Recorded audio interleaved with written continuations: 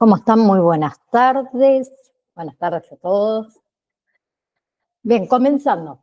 En la clase anterior habíamos comenzado a hablar de qué era la salud mental de los niños, ¿sí? Hoy vamos a tocar trastorno por déficit de atención e hiperactividad, ¿sí? A ver, en el contexto de lo que es esta cátedra sobre acompañante terapéutico, es esencial profundizar en lo que es trastorno, en este caso, perdón, por déficit de atención e hiperactividad, ¿sí? Que es una condición neuropsiquiátrica que impacta significativamente en la vida de tantos niños, adolescentes y adultos. ¿Bien? Bien, un segundito. Cambio de clima me agarró un poquito de tos, así que les pido disculpas por eso.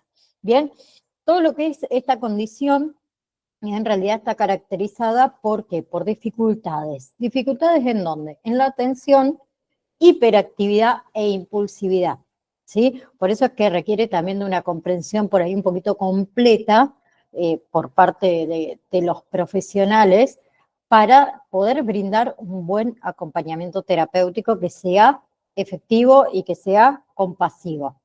Bien, entonces, ¿qué es el trastorno por déficit de atención e hiperactividad? Como les dije antes, un trastorno del neurodesarrollo, ¿sí? Se diagnostica por primera vez en la infancia, a menudo dura hasta la edad adulta.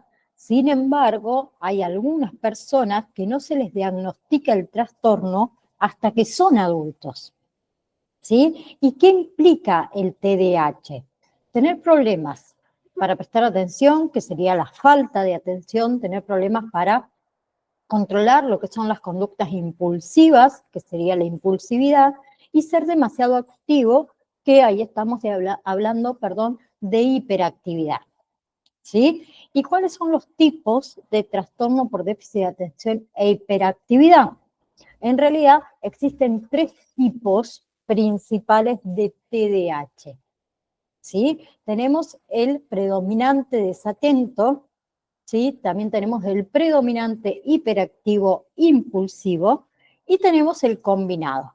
Obviamente que cada uno de esos tipos presenta aquí una combinación única de síntomas, ¿sí? Que puede requerir por ahí un enfoque de tratamientos diferenciados, ¿sí? Es fundamental que también ustedes, como futuros acompañantes terapéuticos, estén familiarizados con las características, digamos, distintivas de cada tipo de TDAH, ¿sí? Así ustedes van a poder proporcionar un apoyo adecuado a esos pacientes. Bien, entonces, comenzando por lo que es trastorno por déficit de atención e hiperactividad, que como les dije antes, se clasifican en tres tipos. Tenemos el TDAH predominante inatento, ¿sí? Donde la persona con este tipo de TDAH tiene problemas para prestar atención, ¿sí? Y se distrae muy fácilmente. Bien, son las personitas que también les cuesta organizarse, que les cuesta terminar una tarea, pueden tener problemas por ahí para seguir instrucciones, para seguir conversaciones. Bien, luego está el TDAH predominante hiperactivo e impulsivo, ¿sí? Donde acá las personitas con este tipo de TDAH tienen síntomas tanto de hiperactividad como de impulsividad, ¿sí? Las personas con hiperactividad sienten que la necesidad de estar siempre en movimiento, ¿sí? Tienen problemas por ahí para quedarse quietas, pueden ser muy inquietas y hablar demasiado, ¿sí? Y las personitas con impulsividad tienen problemas para controlar sus acciones y también sus palabras, ¿sí? Son las que tienden a actuar sobre ideas o sentimientos repentinos, sin pensar por ahí en las posibles consecuencias, ¿sí? Son también esas personas que por ahí suelen interrumpir mucho a los demás, tener problemas para respetar por ahí su turno, ¿sí? Y por último, tenemos el TDAH, combinado. Sí, que acá las personas que padecen TDAH combinado tienen una combinación, valga la redundancia, de los síntomas de falta de atención e hiperactividad e impulsividad. Bien, el TDAH combinado es el más común. ¿Sí? A ver. Por otro lado, a veces es normal tener problemas para prestar atención. A veces es normal para tener problemas para quedarse quieto, especialmente los niños. ¿Sí? Pero en ocasiones las personas con TDAH tienen síntomas más graves, ¿sí? Que pueden causar problemas serios. Bien, las malas calificaciones, la pérdida en los niños, por ejemplo, la pérdida del trabajo en los adultos, o sea, tienen síntomas que son continuos y que también pueden afectar lo que es la vida familiar, lo que es la vida social. ¿Bien? Bien. Si hablamos de las causas, ¿sí? Se desconocen las causas, podemos decir, exactas del trastorno por déficit de atención e hiperactividad, pero probablemente es el resultado de una combinación de factores, ¿sí? Factores como, por ejemplo, la genética y el entorno. Bien, los investigadores están analizando también posibles factores, perdón, ambientales que podrían aumentar el riesgo, ¿sí? Esos factores incluyen lesiones cerebrales, el tema de la nutrición, lo que es el entorno social. Bien. Por otro lado, los síntomas, ¿sí? Los síntomas dependen también del tipo, obviamente, de TDAH que tenga esa persona. Entonces, tenemos las personas con síntomas de problemas de atención, con frecuencia son aquellas que no no se fijan, perdón, en lo que son los detalles, las personitas que por ahí cometen errores por descuidos, ¿sí? Aquellas que tienen problemas para concentrarse en actividades, en juegos, en tareas, ¿sí? Son aquellas que parecen no escuchar cuando uno le está hablando directamente.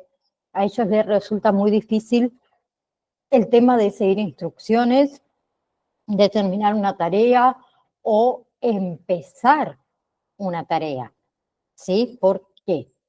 Porque se desconcentran muy fácilmente, ¿sí?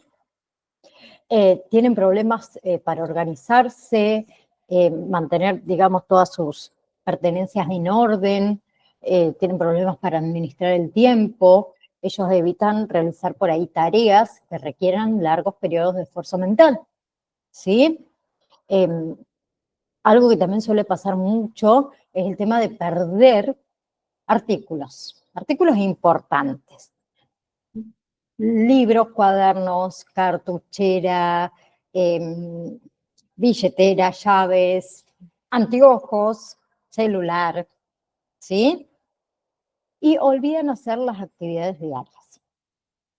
Bien, los síntomas acá del TDAH, de hiperactividad e impulsividad, tenemos que suelen estar inquietos, suelen moverse al estar sentados, ¿sí? Pararse cuando deben permanecer sentados, que pasa mucho en la escuela, por ejemplo, cuando son niños, correr, ¿sí? Trepar cuando no es apropiado, ¿sí? Tienen problemas para realizar, digamos, actividades tranquilas, ¿sí? Ellos están en constante movimiento, ¿bien? Son aquellos niños que también hablan más de lo normal, ¿sí?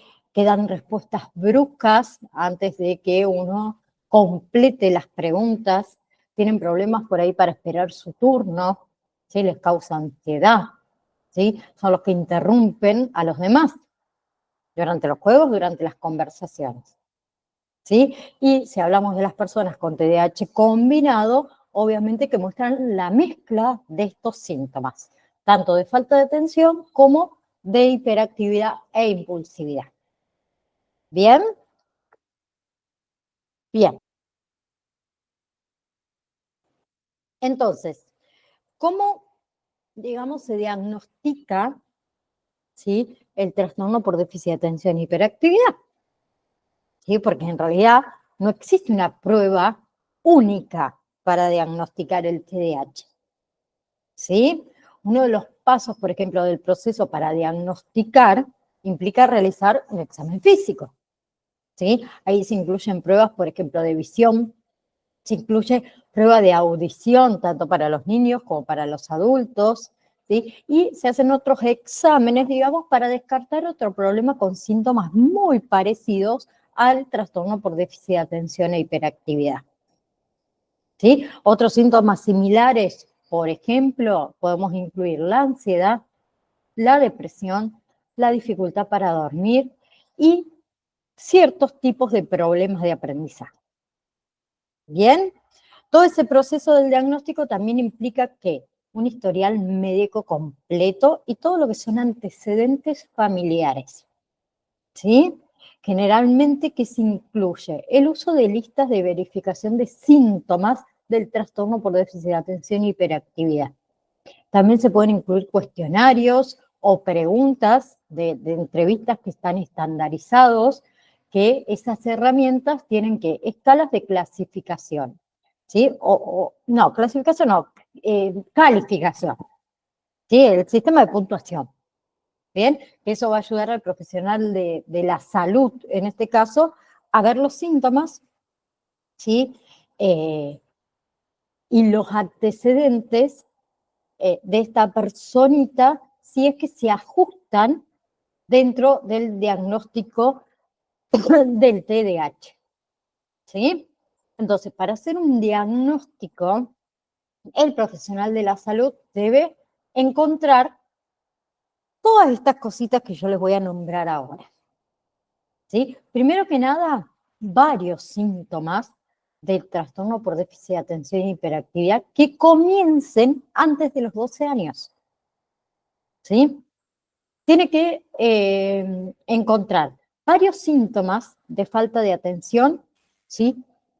Y o hiperactividad e impulsividad que han durado al menos 6 meses y que causan problemas graves, ¿sí? Por ejemplo, para los niños de hasta 16 años deben haber al menos 6 síntomas continuos. Ya para los niños adolescentes, mejor dicho, mayores de 17 años, debe haber al menos 5 síntomas continuos. ¿Sí?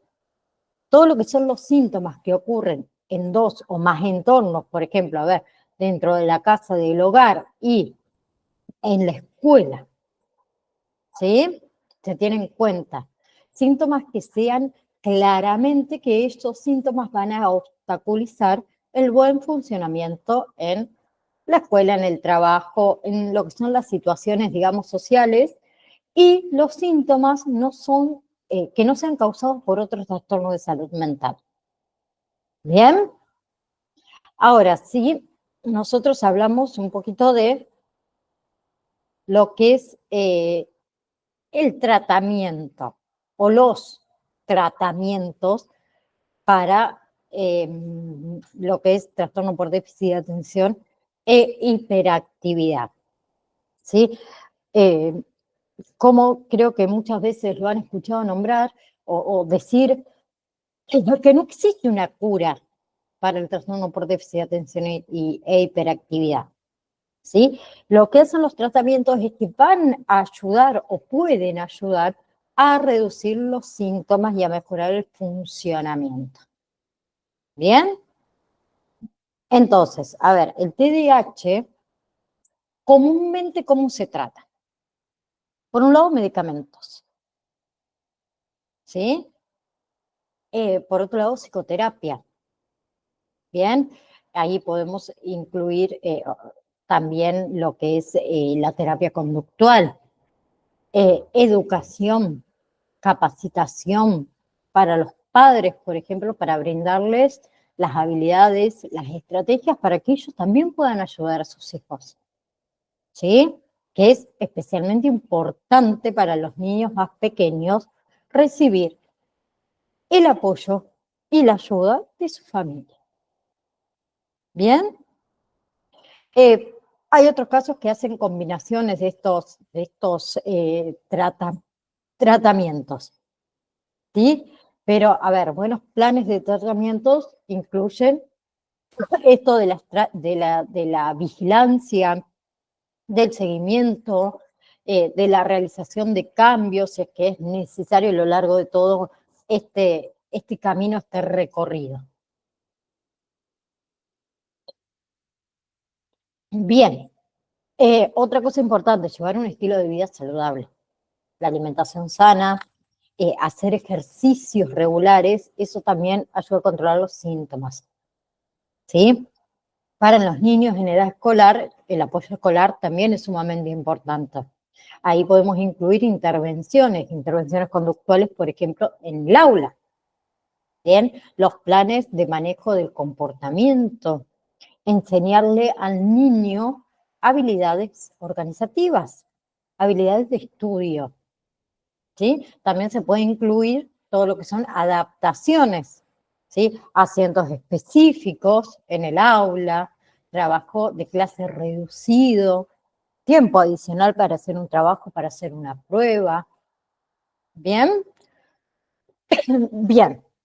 Con respecto a la parte farmacológica, ¿sí? O la terapia farmacológica, mejor dicho, que yo también doy los cursos de farmacia, entonces me gusta incluir y hablar un poquito de la parte farmacológica, los medicamentos que se utilizan para cada uno de los trastornos, los síndromes, y entonces lo nombro.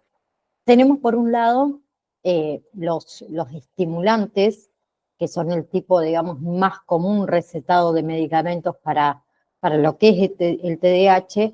Lo que hacen los estimulantes, estos fármacos, es que aumentan los niveles de ciertos neurotransmisores en el cerebro, como es la dopamina y como es la norepinefrina, ¿sí? Que eso, ¿qué hace? Mejora la atención, mejora la concentración, el control de los impulsos.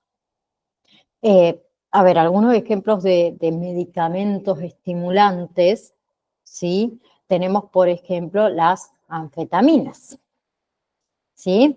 Después están los medicamentos no estimulantes, ¿sí? Para aquellos niños, pacientes que no puedan tolerar los efectos secundarios de los estimulantes o que no respondan por ahí adecuadamente a ese medicamento, ¿sí? ¿Qué pasa con los no estimulantes? Pueden ser una opción alternativa, ¿sí? A ver, esos medicamentos pueden ser recetados también como tratamiento de primera línea en muchos de los casos. Aquí hago referencia con tratamientos de primera línea. ¿Qué es lo primero que se receta? ¿Sí? Muchas veces antes de una terapia. Bien, entre los ejemplos que le puedo dar de los no estimulantes, ¿sí? Que son aquellos que actúan aumentando los niveles de norepinefrina en el cerebro, es, por ejemplo, atomexetina, ¿sí? Y hay otros medicamentos, además de los estimulantes y los no estimulantes, que también se pueden prescribir, ¿sí? Para tratar síntomas específicos de TDAH o también para abordar por ahí condiciones coexistentes, ¿sí? Por ejemplo, se puede recetar antidepresivos, ¿sí? Para tratar depresión o la ansiedad que está asociada con el TDAH. Bien, y otros medicamentos para tratar todo lo que son trastornos del sueño, si es que el TDAH, por ejemplo, afecta lo que es el sueño. Bien, ¿qué quiero que tengan en cuenta acá que es importante? Que la terapia farmacológica para el TDAH es individualizada, ¿sí? Es supervisada por un médico especializado en salud mental, ¿sí? Psiquiatra o neurólogo. ¿Bien? Y recuerden otra cosa, que los medicamentos, en general hablo, pueden tener efectos secundarios y riesgos potenciales, ¿sí? Por eso siempre es importante discutir estos beneficios y estos riesgos de la medicación con el médico tratante, ¿sí? Entonces, además de la terapia farmacológica, que es común que las personas por ahí con TDAH participen en lo que son terapias psicológicas, la terapia cognitivo-conductual, ¿para qué? Para aprender habilidades de afrontamiento, ¿sí? Para aprender estrategias del manejo del estrés, ¿sí? Entonces, muchas veces también está esto de la combinación, terapia farmacológica y terapia psicológica, ¿sí? Bien, que suele ser muy efectiva para el tratamiento de TDAH, ¿sí? Puede ser muy efectiva para poder mejorar la calidad de vida de esas personitas que padecen TDAH, ¿ok? Tenemos todo lo que son las estrategias de afrontamiento, que además del tratamiento médico y psicológico, hay numerosas estrategias de afrontamiento que también pueden ayudar a estas personas a manejar sus síntomas en lo que es la vida diaria cotidiana, ¿sí? En esas estrategias podemos incluir lo que es organización y lo que es planificación de las tareas, el establecimiento de rutinas regulares, el tema del uso de recordatorios visuales y recordatorios auditivos, ¿por qué no? Y el fomentar hábitos saludables, el ejercicio regular, como les dije antes, la dieta balanceada y el sueño adecuado. Bien, ustedes como futuros acompañantes terapéuticos, ¿sí? Es fundamental que estén preparados para ayudar a estas personas con trastornos por déficit de atención e hiperactividad. Aquí, entre el equipo tratante más el paciente, desarrollen estrategias de afrontamiento que sean efectivas, ¿sí? Y algunas de esas estrategias que pueden ser útiles es el tema de la estructuración del entorno, ¿sí? Ayudar a crear un entorno físico, un entorno social estructurado, organizado, para minimizar las distracciones, ¿sí? Para facilitar, a ver, el enfoque en las tareas. Yo siempre digo esto, cuando un niño tiene que hacer una tarea en casa, lo que menos quiere es hacer la tarea, ¿sí? Le va a llamar mucho más la atención ir a jugar, etcétera, etcétera, televisión, lo que fuera. Entonces, a ver, si yo, por ejemplo, a mi hija de 11 años, la mando, por ejemplo, a su dormitorio, ¿sí? Que tiene el televisor, que tiene todos sus juguetes, que tiene la cama, a estudiar. Yo creo que lo que menos va a hacer mi hija es estudiar. ¿Por qué? Porque tiene tantos distractores a su alrededor que es lo más probable que se distraiga, ¿sí? ¿Cuántos de nosotros le hemos dicho a nuestros padres, sí, me voy a la pieza a estudiar y terminamos durmiendo? Bien, imagínense un niño con TDAH. Si yo le digo a mi hija, o cuando era por ahí, a lo mejor un poco más chica, hoy ya no tanto, pero también es un distractor. Vamos a realizar la tarea, ¿sí? En lo que es el comedor. Mientras ella hace la tarea, yo estoy mirando una serie en Netflix, ¿sí? Mi marido está en la computadora jugando un jueguito. Yo no le estoy creando un ambiente, ¿sí? Libre de distracciones, un espacio de estudio que sea ordenado, ¿sí? En la estructura del entorno, ahí a las personitas con trastorno por déficit de atención y hiperactividad también le podemos proporcionar recordatorios, como les dije antes, visuales, auditivos, para ayudarles a mantenerse en esa tarea, ¿sí? También el tema de la gestión del tiempo. Bien, podemos enseñar técnicas de gestión del tiempo, el uso de agendas, el uso de calendarios, Las aplicaciones de recordatorios para ayudar a organizar las actividades diarias, cumplir con los plazos. Siempre yo digo, a ver, la tecnología es buena si la sabemos utilizar, ¿sí? Pero todo eso alienta a que a la planificación anticipada de tareas, ¿sí? Y también a lo que es la división de grandes proyectos en tareas por ahí más pequeñas y manejables, ¿sí? Luego tenemos todo lo que son las técnicas de atención plena, ¿sí? Que es una práctica. Eso le puede ayudar a mejorar la capacidad de atención, la capacidad de concentración. Bien, ahí podemos incluir, por ejemplo, todo lo que son ejercicios de respiración, ¿sí? La meditación guiada, ¿sí? O simplemente por ahí tomar un momento de pausa para poder volver a concentrarse en el momento, en el aquí, en el ahora, en el presente. ¿Sí? ¿Sí? Entonces, las técnicas de atención plena, ¿qué son? Son prácticas que nos ayudan a estar presentes y atentos a lo que se hace.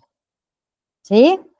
En el tema, por ejemplo, de lo que es la respiración profunda, ¿sí? O los ejercicios de respiración, que es uno de estos, la respiración profunda. ¿Qué debemos enseñarles?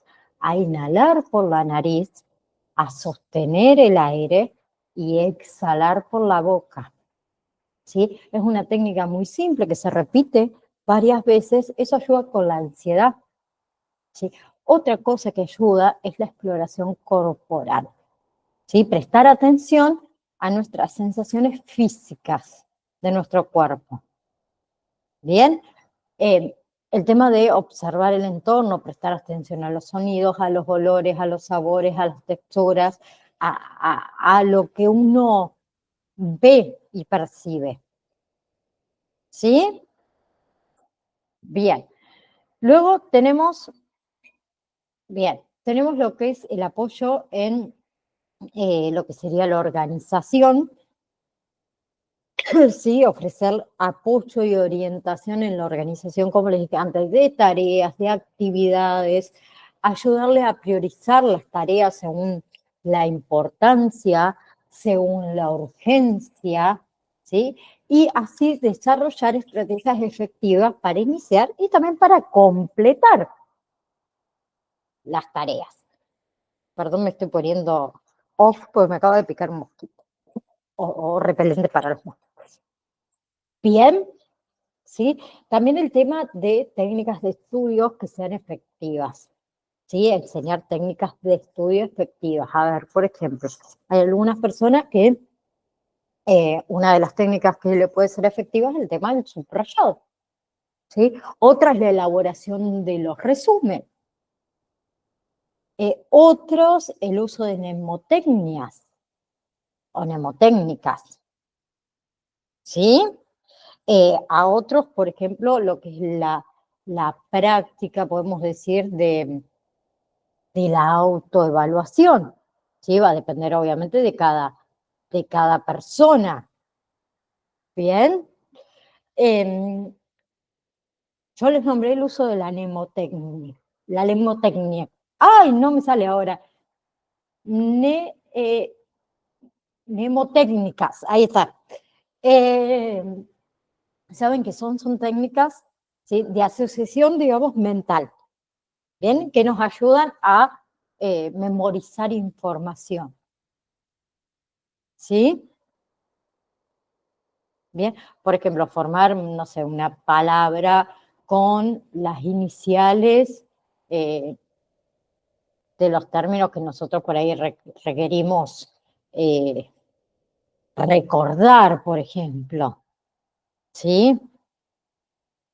Eh, También todo lo que es,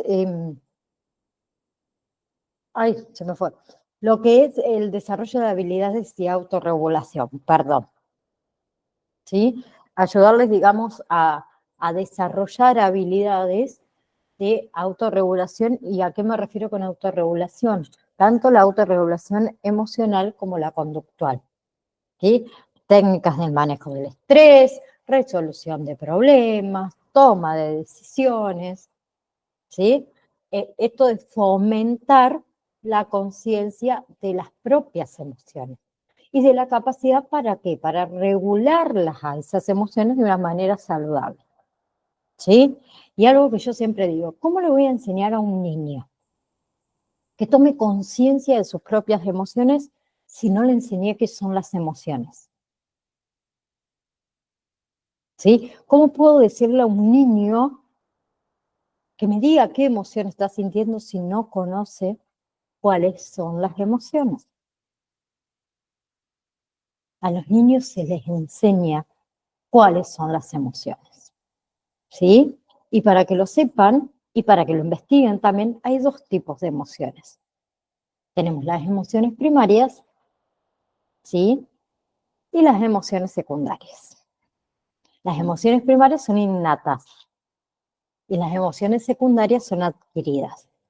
Entonces, podrían buscar los diferentes tipos de emociones y cuáles son cada una de esas emociones, ¿sí? También el tema de fomentar la autoestima, fomentar la motivación, ¿sí? Nosotros debemos reconocer sus logros, sus esfuerzos, ¿sí? Por más que por ahí parezcan pequeñitos, debemos fomentar una actitud, digamos, positiva hacia el aprendizaje, hacia el crecimiento personal, ¿sí? Ayudarles a estos niños a establecer metas realistas y metas alcanzables, ¿sí? Brindándole apoyo, brindándole aliento, ¿sí? Para que trabajen en esas metas. Bien, ni hablar de que nosotros como acompañantes terapéuticos tenemos que colaborar con los profesionales, ¿sí? Trabajar en colaboración con los otros profesionales de la salud mental, con los educadores, con los familiares, ¿sí? Nosotros debemos proporcionar entre todos un apoyo integral, un apoyo coordinado, ¿sí? Debemos comunicarnos de una manera efectiva, comunicar todas esas necesidades, los progresos de este niño con TDAH. Es lo único que nos va a garantizar que una atención adecuada, una atención personalizada, perdón. ¿Sí? Entonces, al implementar todas estas estrategias, por ejemplo, de afrontamiento, junto, en este caso con ustedes, con el acompañante terapéutico, se puede ayudar a las personas con TDAH a desarrollar habilidades prácticas, habilidades efectivas para enfrentar todos estos desafíos de esa condición, ¿sí? El TDAH, chicos, puede tener un gran impacto muy significativo en la vida diaria de las personas que lo padecen, ¿sí? De las relaciones interpersonales, del desempeño académico, laboral, ¿sí? Pueden enfrentar muchísimos desafíos adicionales en áreas, por ejemplo, como es la autorregulación emocional, la organización, la gestión de su tiempo, ¿sí? Por eso yo le dije que ustedes como futuros acompañantes terapéuticos deben estar preparados para ayudar a estos pacientes a enfrentar todos esos desafíos, ¿sí? A que ellos puedan alcanzar su máximo potencial. ¿Bien? ¿Sí? Entonces, es una condición que es compleja, ¿sí? Es compleja, una condición bastante compleja, ¿sí? Que requiere de un enfoque integral, ¿sí? En lo que es su tratamiento, en lo que es su evaluación, ¿bien? Y está bueno que ustedes también, como futuros acompañantes terapéuticos, más en acompañantes terapéuticos especializados en la niñez, sepan, ¿sí? ¿Sí? Sepan todo acerca del TDAH. Deben estar bien informados y preparados. ¿Ok? Por otro lado, tenemos lo que es, ahí los voy a pasar, ahí está, trastorno negativista desafiante, ¿sí? Em, ¿Qué es, o la definición, mejor dicho, de lo que es trastorno negativista desafiante, que se abrevia con las siglas TND? Sí, ahí yo no se las coloqué, a ver si se las puedo colocar desde acá. Denme un segundo.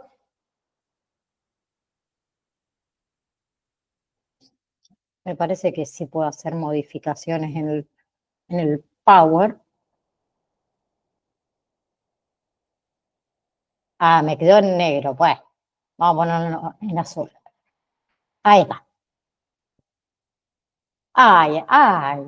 No sabía creí que no se iba a poder. Bien, perfecto. Entonces, se abrevia con las siglas TND, ¿sí?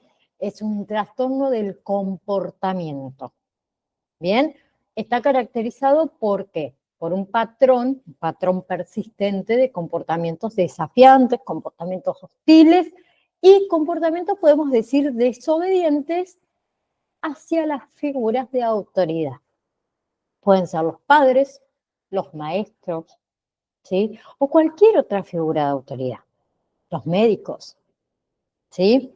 Los niños y también los adolescentes con trastorno negativista desafiante tienden a ser como irritables, ¿sí? Fácilmente frustrados, ¿sí? A menudo se resisten pero activamente a seguir reglas, a seguir solicitudes de los adultos, ¿sí? Eh, Quienes conviven con niños o son padres, madres, deben saber muy bien que incluso los niños que mejor se comportan pueden ser difíciles y pueden ser desafiantes en ocasiones, ¿sí? Sin embargo, a ver, el trastorno negativista o el trastorno, lo pueden encontrar también como trastorno oposicionista, desafiante, eh, abarca este patrón frecuente, este patrón constante de ira, de irritabilidad, de discusiones, de desobediencias hacia el padre, hacia la madre, hacia cualquier figura de autoridad. ¿Sí? Es frecuente. Bien, también implica esto de ser rencorosos, de ser vengativos, un comportamiento que se reconoce como resentimiento. ¿Sí? Bien, todos estos problemas emocionales o conductuales, obviamente que causan problemas graves en la vida familiar, en las actividades sociales, en la escuela, en el trabajo. Bien, uno por ahí como madre, como padre, mayormente que intentamos hacer controlar, ¿sí? No hay que intentar controlar a un niño con trastorno negativista desafiante uno solo, ¿sí? Hay que recibir ayuda de los profesionales de atención médica, de los profesionales de salud mental y un especialista en lo que es el desarrollo infantil, ¿sí? El tratamiento, por ejemplo, ¿sí? Consiste en qué? Primero que en aprender cómo a desarrollar todo lo que son las interacciones familiares positivas, a manejar los comportamientos problemáticos, ¿sí? Es posible que también necesite otras terapias, tal vez medicamentos, que ya vamos a hablar de eso, ¿sí? Ya te hablamos de lo que son los síntomas, ¿sí? Se puede incluir ahí entre los síntomas del trastorno negativista desafiante la frecuente pérdida del temperamento, ¿sí? Las discusiones con los adultos, la desobediencia está deliberada, ¿sí? La negativa a cumplir reglas, a cumplir solicitudes, ¿sí? La culpabilización por ahí a otros por sus propios errores. Todos esos comportamientos suelen ser más graves, suelen ser más persistentes que los que se observan en niños, en adolescentes, típicos de su misma edad. ¿Sí? Entonces, a ver, por supuesto que hay una numeración, podemos decir, de síntomas principales con respecto al trastorno negativista desafiante. ¿Sí? Muchas veces también es difícil esto de reconocer la diferencia, por ejemplo, entre un niño de carácter fuerte o de carácter emocional y un niño con trastorno negativista desafiante. ¿Sí? A ver, es común, como les dije antes, que los niños tengan comportamientos desafiantes o negativistas en determinadas etapas de lo que es el desarrollo. ¿Sí? Pero los síntomas generalmente comienzan ¿cuándo? Durante los años preescolares. ¿Sí? A veces también se puede manifestar un poco más tarde, pero casi siempre comienza antes de los primeros años de la adolescencia. ¿Sí? Todo lo que son estos comportamientos desafiantes son frecuentes, son muy continuos, causan problemas graves, ¿sí? En todo lo que son relaciones interpersonales, en las actividades sociales, en la escuela, en el trabajo más adelante, ¿sí? Y no solamente para niños, sino que también para la familia. Es un gran desafío. ¿Ok? Entonces, los síntomas, por ejemplo, conductuales y emocionales en este trastorno suelen durar como mínimo 6 meses. ¿Sí? Y también se incluye un estado de ánimo irritable, de enojo, ¿sí? Comportamientos combativos, desafiantes, hirientes, vengativos. ¿Bien? Entonces, en el estado de ánimo, de enojo e irritabilidad, el niño, ¿qué hace? Pierde la paciencia fácilmente, con mucha frecuencia. ¿Sí? Ellos también suelen ser muy sensibles y se irritan fácilmente con los demás. ¿Bien? Se enojan, sienten resentimiento también con mucha frecuencia. Cuando tienen estos comportamientos combativos, estos comportamientos desafiantes, ¿sí? Muchas veces discuten con los alumnos, escúchame, con los adultos, con las personas de autoridad, ¿sí? Suelen desafiar a otros de forma activa, se niegan a cumplir, por ejemplo, con peticiones, ¿sí? Con las reglas que ponen los adultos. Voy a silenciar el teléfono, mil disculpas. ¿Sí? Con frecuencia también culpan a otras personas de, como les dije antes, de sus propios errores o de su mala conducta. Después están los comportamientos, como les dije antes, hirientes y vengativos. Cuando ellos están alterados, dicen cosas crueles, cosas hirientes. ¿Sí? Intentan herir los sentimientos de los demás y buscan venganza. ¿Sí?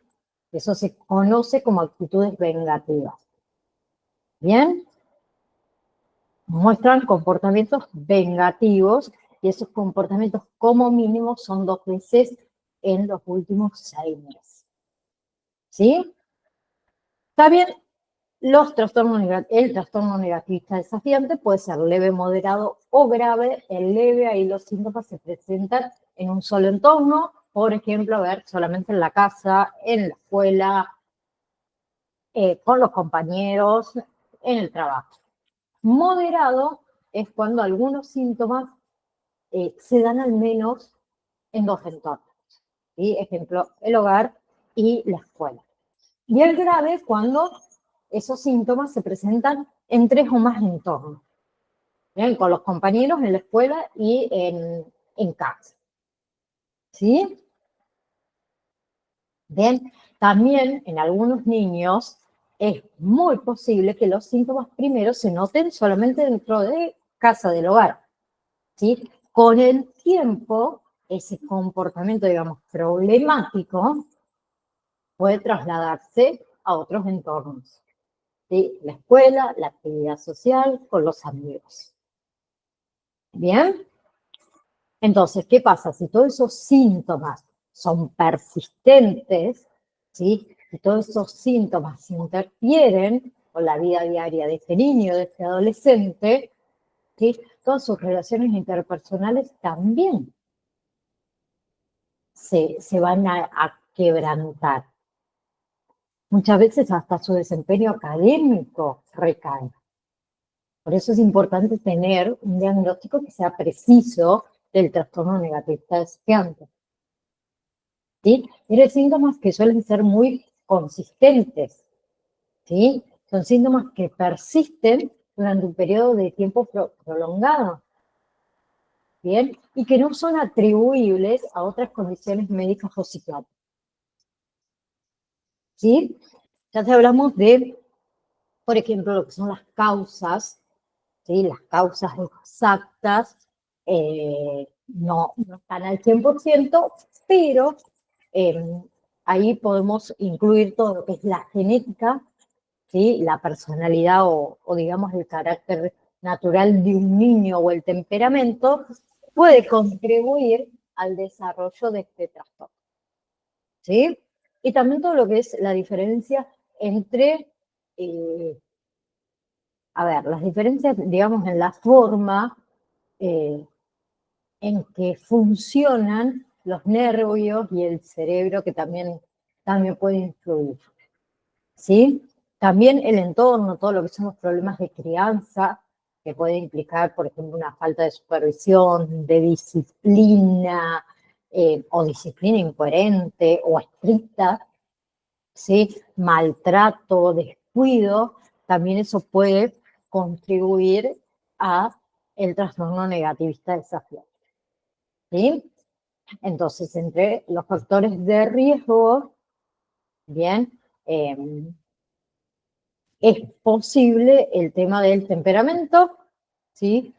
Ese niño que tiene problemas para controlar las emociones, como tener también reacciones emocionales muy fuertes en determinadas situaciones, o tener problemas, por ejemplo, para tolerar lo que es la frustración, los problemas con los padres o con la madre, un niño que sufre abuso, que sufre descuido, ¿sí? Que es sujeto de, como les dije antes, una disciplina severa, contradictoria, ¿sí? El niño que no es supervisado. Otros problemas familiares que no se los nombré es, por ejemplo, si un niño vive en un entorno inestable, ¿sí? ¿A qué hago referencia? En cuanto a la relación con el padre, con la madre, con los familiares. Bien, y hablemos de aquellos niños que tienen, por ejemplo, problemas con el padre, con la madre, que padecen una enfermedad de salud mental o un trastorno por el consumo de sustancias adictivas. Ese es otro factor de riesgo. Y el entorno, ¿sí? Cuando ese niño está en un entorno donde hay comportamientos problemáticos, ¿sí? O todos estos comportamientos problemáticos, mejor dicho, se refuerzan a través de qué? De la atención de otros pares de su misma edad. Y también de una disciplina que es muchas veces incoherente por parte de las figuras de autoridad, como en muchos casos pasa con los maestros, ¿sí? Entonces, si hablamos ahora un poquito de, en estos 5 minutos seguramente lo vamos a tener que terminar a trastorno negativista desafiante, la próxima clase, tanto los niños como los adolescentes con trastorno negativista desafiante pueden tener problemas. Eso ya creo que queda más que claro. En casa con sus padres, con sus hermanos, en la escuela con los maestros, en el trabajo con el jefe, el supervisor, ¿sí? Otras figuras de autoridad, ¿sí? También pueden tener problemas para ser amigos, para eh, entablar relaciones, ¿sí? Para mantenerlas también. Entonces, puede derivar los trastornos negativistas desafiantes en otros problemas, como por ejemplo el bajo desempeño, ¿sí? El bajo desempeño tanto escolar como laboral.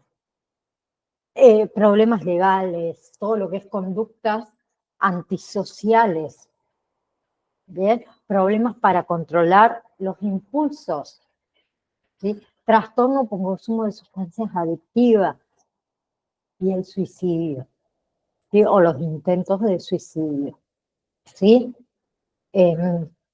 También muchos niños, muchos adolescentes con este trastorno tienen otras afecciones de salud mental, como por ejemplo depresión, trastorno de ansiedad, trastorno por déficit de atención e hiperactividad, trastorno de la conducta, trastorno de la comunicación y el aprendizaje, ¿sí? Ya todo lo que es tratamiento, haría falta el tratamiento de estas otras afecciones de salud mental para ayudar a reducir los síntomas del trastorno negativista desafiante, ¿sí? Es muy difícil tratar ese trastorno si no se evalúa y el trastorno no se trata adecuadamente a estas otras afecciones. Bien.